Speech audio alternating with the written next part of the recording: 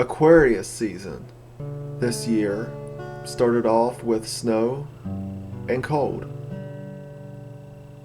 In contrast to last month, winter didn't truly arrive until this point. It was nice to have a real winter experience: ice, sleet, snow, with accumulation.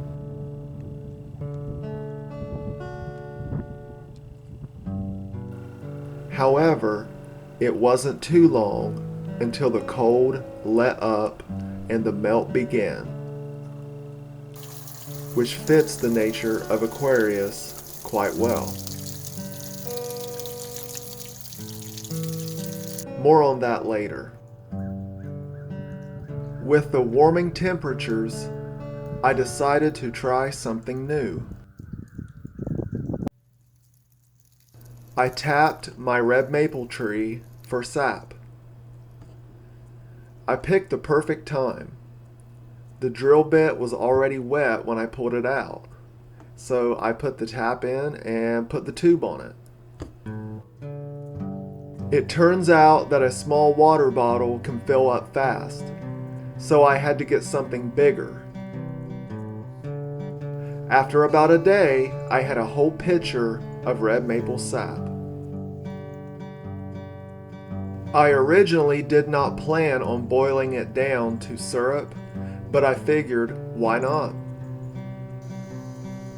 After hours of boiling and some careful attention at the end, I have a finished result. My very first ever homemade maple syrup.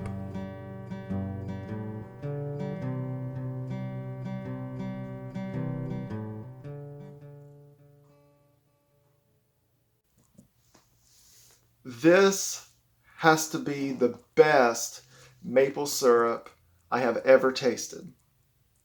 It reminds me of some type of caramel or butterscotch candy, only it is maple syrup. I'm definitely glad I tried making this, and I may do it again next year. So I also started some seedlings and some fig cuttings. So I will start with the obvious. These are dragon fruit experiments. This is a pineapple experiment. And here is celery and kale, broccoli, and chamomile, however you pronounce it. And the broccoli, kale, and celery are cool season, I know for sure. So I figure let's get them started indoors so I can put them out in the cool season, in the spring. So anyway, one issue I had was these seedlings. I didn't have them in this layout and they weren't getting enough light, and they started stretching, as you can see here. And then there's this other seed that came up here. You'll notice it's nowhere near as stretched as the one next to it. That's because it came up in the current lighting layout. So it didn't have that problem.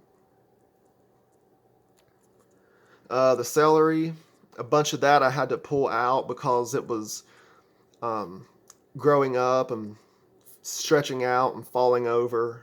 So I planted some more underneath this plastic here. So I'll see how that turns out. And over on the other side is my figs. And here is a better view. Here is a C's red. I believe that stands for Calliope's red, but I'm not for sure. This is a winter's gift. And here is a Hardy Chicago. I just stuck this one in there because the old one that was in there, this one here, started rotting. It didn't even root. You can see, yeah, that's a really good rotten spot right there. And there you can see it. So yeah, this one's obviously no good. So that is my little indoor tour.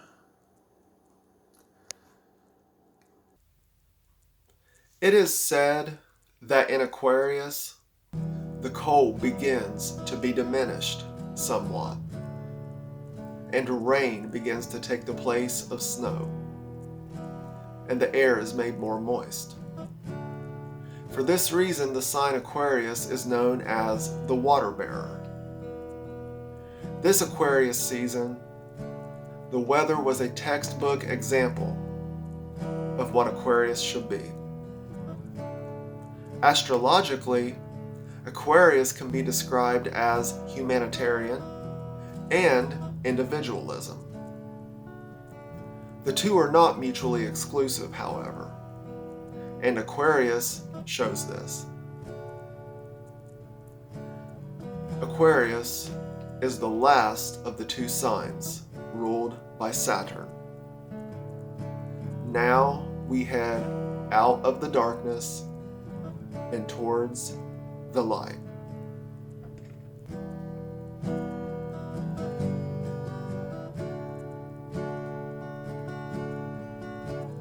Feel free to leave any comments. If you like this video, be sure to give it a thumbs up and hit subscribe. And thanks for watching.